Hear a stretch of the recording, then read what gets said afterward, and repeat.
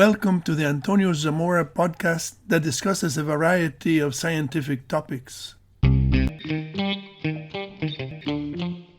Penetration funnels are impact craters that form when a projectile strikes a target and transfers its energy without disintegrating.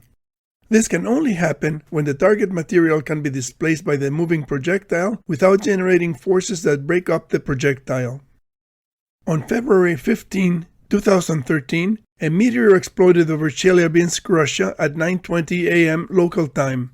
The explosion sent a shock wave that shattered windows and wounded approximately 1,500 persons. The intense light of the explosion also caused temporary flash blindness in about 200 persons. Many small meteorite pieces were strewn over the snow-covered landscape. A meteorite piece weighing 654 kilograms, or about 1,442 pounds, penetrated the frozen surface of Lake Chebarkul, making a hole 8 meters wide.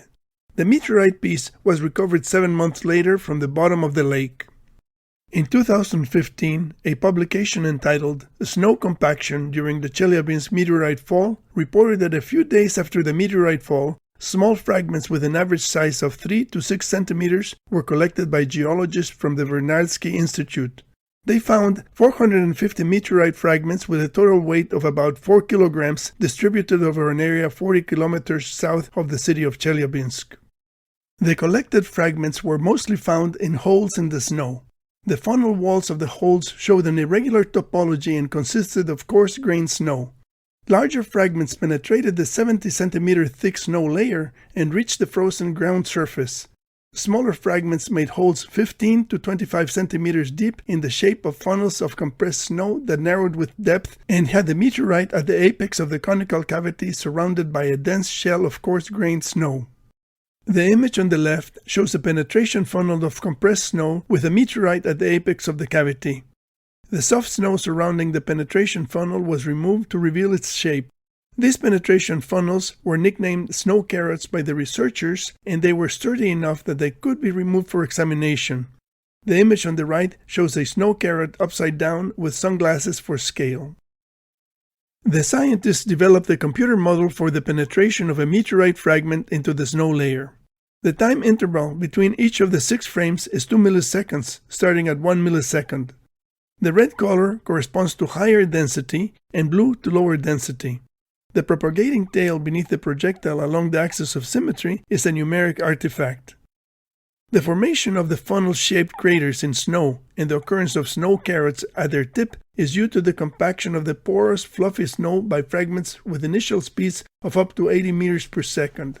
The walls of the penetration funnel show an increase in density of up to 18%, and the walls are about 3.4 centimeters thick. A projectile moving through a viscous medium creates a conical shock wave. The conical cavity created by the passage of a projectile quickly disappears in elastic or fluid targets. The conical cavity made by a bullet in ballistic gel just leaves a tubular trail when the gel rebounds. The conical cavity made by a tennis ball in water disappears in a fraction of a second. However, a viscous target with low elasticity, like modeling clay, retains the conical geometry of the shock wave. This is similar to the meteorite impacts on snow in Chelyabinsk. The walls of penetration funnels are formed at high pressures and are denser than their surroundings. This accounts for their persistence. A 2018 paper by Davies and Harris describes Carolina bays as palimpsest features that resist erosion. A palimpsest is a manuscript that has been erased and written over, but on which traces of the original writing can still be discerned. This analogy describes well the rims of the Carolina bays that persist in spite of having been subjected to encroachment by water and wind erosion for thousands of years. The paper states that a comprehensive survey of the bays using LiDAR bare earth digital elevation maps, or DEMs, has documented their planforms as conforming robustly to a handful of ovoid shapes which diverge from an ellipse by subtle yet distinctive markers. These shapes are cast as 6 archetypes, each found to be applicable to a specific geographic region. These are the 6 archetypes of Carolina bays referenced by Davies and Harris. They represent subtle variations that can be shortened or stretched to match the eccentricity evident in the LiDAR images by tracing a path along the highest portions of the rims. Davies and Harris say, Carolina Bay raised rims appear to the naked eye to be gently arcing embankments, yet the LiDAR digital elevation maps show them to be robust landforms tracking precisely to the archetype landform for kilometers. We speculate that these basins possess a palimpsest structural lithology that subdues the gradualistic mechanisms seeking to eradicate them by controlling their own topographic expression through differential weathering and erosion. Davies and Harris go on to suggest that the bays may have been in place up to 800,000 years ago. This image shows two large Carolina bays. The one on the left has a length of 950 meters or 3,117 feet. The raised edge of the bay conforms to the oval archetypes described by Davies and Harris.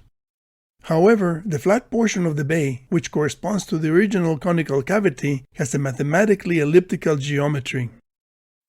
Zooming out, we see that there are many other Carolina bays with elliptical geometry and that many of the bays overlap. In general, well-preserved Carolina bays are elliptical. Deviations from the elliptical geometry are usually due to the characteristics of the terrain where the bays are emplaced or by modifications caused by wind and water erosion or soil movement. This experiment illustrates an oblique impact of an ice projectile on a viscous surface. The impact creates an inclined conical cavity, and the overturned flaps produced by the penetration of the projectile become raised rims around the cavity. Viscous relaxation reduces the depth of the conical cavity and restores the stratigraphy. Hydrostatic pressure increases with depth, and horizontal laminar flow is faster at the bottom of the cavity, so the depth of the cavity is reduced from the bottom up in the reverse order in which the cavity was formed by the impact. These pictures show the transformation of inclined conical cavities into shallow elliptical depressions. Viscous relaxation can be speeded up by shaking the experimental container. This is an example of an oblique impact by an ice projectile viewed along the path of the projectile. The target material is displaced laterally and pushed forward along the path of the projectile. Impact cratering displaces material laterally through horizontal compressive forces and ejects debris ballistically to produce stratigraphically uplifted rims. Viewed from above, the inclined conical cavities, which are conic sections, have an elliptical geometry. The glacier ice impact hypothesis, published in 2017, proposes that an extraterrestrial impact on the Laurentide ice sheet ejected glacier ice boulders, and that oblique secondary impacts of glacier ice liquefied saturated soil and made inclined conical cavities that became the Carolina bays. The high energy of the impacts that made the bays may be responsible for the extinction of the North American megafauna 12,900 years ago. It is indeed amazing that the sandy rims of the Carolina bays have withstood erosion for thousands of years and are still the predominant geological features of the Atlantic seaboard.